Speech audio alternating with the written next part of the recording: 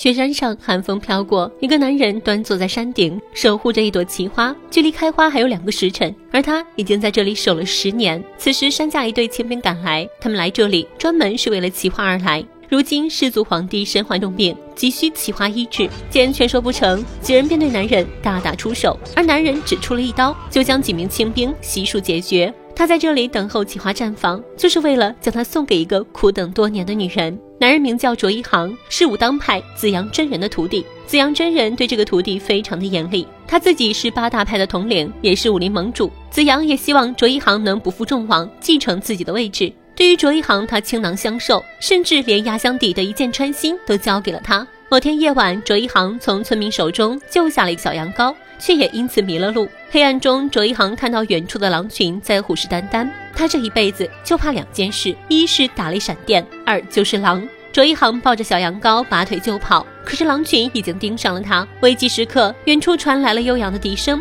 狼群跟随着笛声来到了一个小姑娘身边。女孩在花雪中吹奏着笛子，卓一航一下子就被女孩所吸引，他恨不得现在就飞身过去看清女孩的样子，却因为太过劳累晕倒在地。很快夜幕降临，一个路过的明朝官员吴三桂将卓一航救起，2人成了无话不谈的好友。吴三桂内心有雄心壮志，不甘只做一个小小的官员。借着酒劲，他抒发了心中的感情，莫求千夫所指，但求问心无愧。日复一日，卓一航在和武当兄弟的大闹中度过。老实行侠仗义的他，总是免不了被白云师叔责罚。卓一航虽然武功出众，但是却不服管教，整个武当派也只有师父紫阳真人的话他能够听得进去。面对卓一航惹上的麻烦，白云师叔请求重罚，但紫阳真人却只罚了卓一航面壁思过3天，并未过多追责。在他心里还是很偏袒这个爱徒的。卓一航一人跪在大殿中央，师姐担心卓一航饿着，特地为他送来食物。师姐对卓一航的风流倜傥仰慕已久，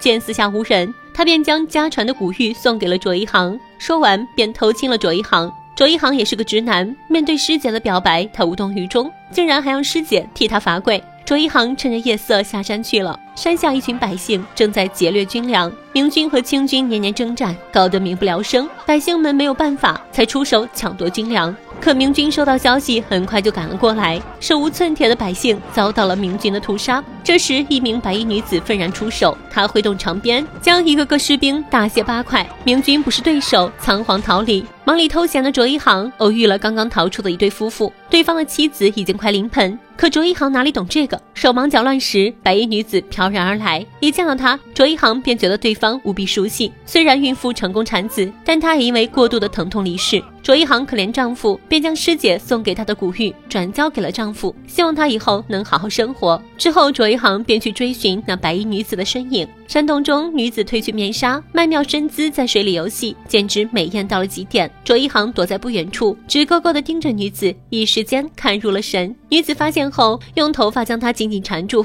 质问卓一航为什么要跟着自己。卓一航油嘴滑舌，故意调戏女子，说是你的美貌拉近了我们的距离。女子恼羞成怒，一把推开了他，并放出狠话：谁看见我的样子，谁就要瞎。卓一航故作惊讶地说道：那我看见你的全身，岂不是要天诛地灭吗？女子本想出手教训，可此时教内通过蛇皮传信，女子不得不暂时离开。魔教内，信徒们跳着奇形怪状的舞蹈。女子是魔教的护法狼女，魔教教主姬无双是个雌雄连体的怪胎，她自幼便和姐姐生长在一起，他们的最终目的是要将中原8大派赶尽杀绝。狼女貌若天仙，姬无双对狼女十分痴迷，无时无刻都在渴望得到狼女的身体和内心。可狼女对这个变态十分厌恶，对于姬无双的求爱，她从来都是视而不见。姐姐嘲笑姬无双是个舔狗，就算你舔遍她的全身，她也不会喜欢你的。姬无双却不在乎，她认为真正的爱情应该是双方面的，无论过多长时间，她都愿意等。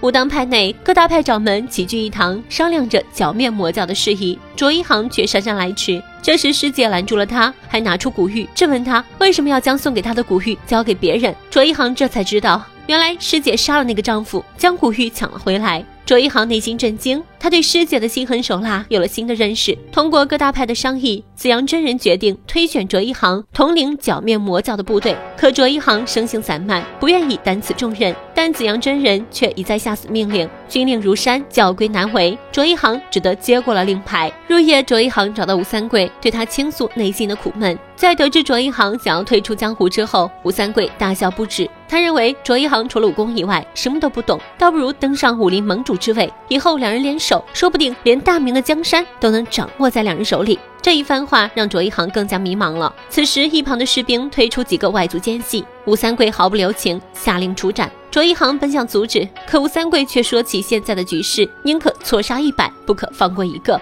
魔教和满族一手遮天，对敌人仁慈就是对自己残忍。卓一航望着血淋淋的人头，内心陷入了纠结当中。他返回营寨，询问众人关于外族人的看法。外族人跟我们无冤无仇，为什么要赶尽杀绝呢？就在卓一航抓住师弟质问的时候，师姐突然站起来，指责卓一航妖言惑众，扰乱军心。卓一航知道师姐一直有扬名天下的想法，他索性掏出了怀中的令牌，扔给了师姐。就在几人还在打嘴炮的时候，魔教的杀手悄然而至，武当派列阵和杀手们战斗在一起。卓一航不愿意参与战斗，可又不能置身之外，于是便抄起木棍阻止他们互相残杀。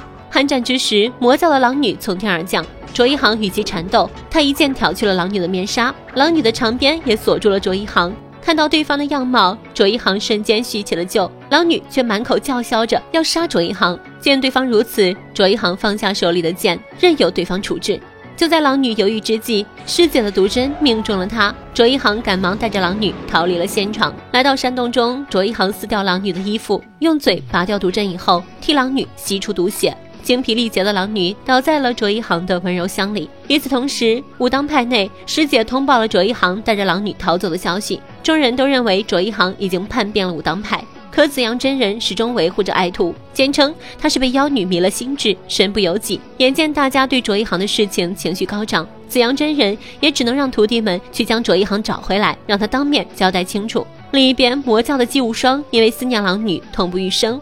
姐姐在一旁相劝，天涯何处无芳草，明天我再给你找100个比他好的。可姬无双只要狼女，只有狼女能够抚平他内心的痛苦。山洞内，卓一航被笛声惊醒，循着笛声，他看到了狼女。原来狼女就是当年那个救过自己的小女孩。两人站在波光粼粼的泉水边，隔空相望，一切尽在不言中。狼女自幼与狼为伴，没有名字，肩头上有一个链子，她只知道这是她的姓。自从姬无双将其捡回魔教之后，终日传授她杀人技巧，并无实名。得知狼女没有名字之后，卓一航想帮她取一个。记得第一次见到你的时候，你远远站在山头上，月光照着你的衣裳闪闪发光，你就叫练你伤吧。练你伤听完之后妩媚地笑了。卓一航劝练你伤跟自己一起退出江湖，两人去过神仙眷侣般的日子。练你伤询问卓一航，要是以后自己老了，他会不会嫌弃自己？卓一航提起天下有一种奇花，名为幽檀奇花，每隔20年开花一次，吃了以后可以长生不老，到时候等它开花，自己会为练你伤取来。看到卓一航的真情流露，练你伤心里也打定主意，要跟面前的这个男人合为一体。补充营养后，练你伤返回了魔教，决定和魔教彻底斩断关系。但姬无双不允许练你伤离开，练你伤为了脱离魔教，自愿献身于姬无双。就在姬无双准备强占练你伤时，姐姐突然出声嘲讽，说练你伤的心早已经给了别人，他现在就是在捡破烂。姬无双大怒，让手下疯狂折磨练你伤，直到吐血。姬无双说，想要离开魔教也行，只要练你伤不使用武功，从这里走出去，那他以后就不再和魔教有瓜葛。练你伤一咬牙，赤脚踩在利刃之上，魔教的人用棍棒无情地打在他的身上，最终满身伤痕的他通过了考验。另一边，在山洞里苦等练你伤的卓一航被武当派的人找到，师叔指责卓一航，吴三桂投靠了满人，打开了山海关的关门，现在正是为国效力的时候，而他却在这里色迷心窍。卓一航老实地告诉武当众人，自己已经打算退出江湖，但师叔扔出了令牌。卓一航想起师父的养育之恩，决定先回武当派做个告别。可当众人赶回武当派时，却看到了满地的尸体，紫阳真人的头颅也被悬挂在了半空中。卓一航悲痛欲绝，奄奄一息的师弟告诉卓一航，是魔教的狼女偷袭了武当，杀死了师父。话还没有说完，师弟就咽了气。此时身穿红衣的练尼商赶到，众人不由分说，立刻围攻起了练尼商。卓一航上前阻止，练尼商却想带着卓一航离开，可卓一航内心痛苦万分，他询问这一切是不是练尼商干的。练尼商冷冷地回答道，其他人的生死与他无关，他只想跟卓一航远走高飞。见此回答，卓一航认定是练尼商杀了所有人，武当派众人对练霓裳穷追不舍，练霓裳也不再留情，对众人大开杀戒。师姐被他缠住了脖颈，卓一航一刀砍断鞭子，还打了他一个耳光。师姐趁机一剑刺穿了练霓裳。此刻的练霓裳伤心欲绝，爱人不肯相信自己，还对自己刀剑相向，极度的悲痛和憎恨让练霓裳化身成了白发魔女。发狂的练霓裳杀死了所有人，唯独留了卓一航一条命。卓一航呼唤着练霓裳的名字，可练霓裳却冷冷地说：“以前的他已经死了，我和你恩断义绝。”说完这句话，练霓裳飘然离去。这时姬无双突然出现，原来是他伪装成练霓裳的模样，杀死了武当派的人，嫁祸给了练霓裳。身负重伤的卓一航不是姬无双的对手，就在他命悬一刻之际，头顶的佛手突然掉落，砸在姬无双身上，是练霓裳救下了卓一航，但下一秒他就被姬无双偷袭打伤。姐姐叫姬无双把练霓裳的心挖出来，可姬无双却迟迟下不了手，他的心里还是忘不了练霓裳。就在姬无双犹豫之时，卓一航使出了那招一剑穿心，活生生的将连体的姐弟劈开，两人瞬间鲜血狂涌，第一次面对面看到了对方的脸，可这也是最后一次。等卓一航苏醒过来，练霓裳只是回头看了一眼卓一航，便独自离开了。10年后，悔恨的卓一航在雪山顶上一直守护着那朵幽檀奇花，期望着它开花的那一天能够再见到练霓裳的身影。可他却在世间孤独流连，誓言杀尽天下男人，一夜白头。世间真的有这样的事吗？爱得天崩地裂，最后却敌不过一个谎言。山盟海誓也就在一瞬间土崩瓦解。梁羽生作为新派武侠小说的开山祖师，这部《白发魔女传》可谓是开创了一个时代。本来这部电影是一部纯正的武侠电影，可是因为林青霞和张国荣的加入，硬是将剧本演变成了浪漫的爱情片。不得不说，林青霞在水中的那场戏真是让人难以忘怀，两人的共同演绎才造就了这部经典之作。本期的故事就到这里了，关注北极鸭，咱们下期再见，拜拜。